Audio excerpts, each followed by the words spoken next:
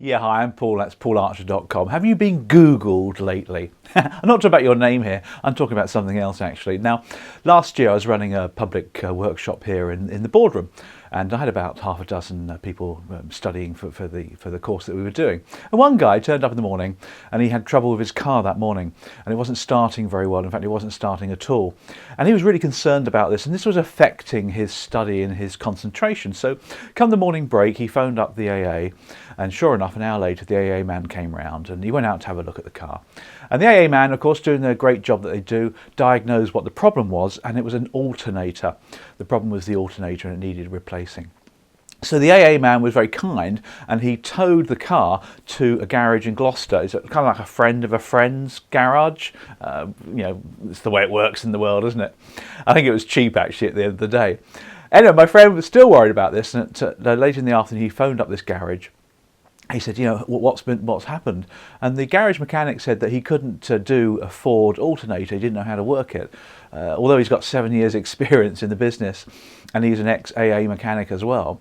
So what he did, this mechanic chap, is he Googled the Ford alternator, how to change an alternator on a Ford. And sure enough, a Google video came up, a YouTube video came up, explaining piece by piece, step by step, how to change an alternator in a Ford. And sure enough, of course, the mechanic was able to do this because he had the basic understanding about how to do these things. And for a very low bill, the car was fixed and delivered, and my friend went off to work, or went off home very happy. Okay, so what's the moral of the story here? The moral is, have you been Googled? Has your service or your product that you provide your clients, is there a YouTube video on how to do it? For example, is there a video on how to apply for a mortgage? There jolly well is, especially with the new MMR restrictions. People are going around the rules now with videos. Is there a video to show you how to prepare for a pension or prepare for your retirement? There is, of course there is. Is there one about life assurance? Yes, there is. There's plenty of those.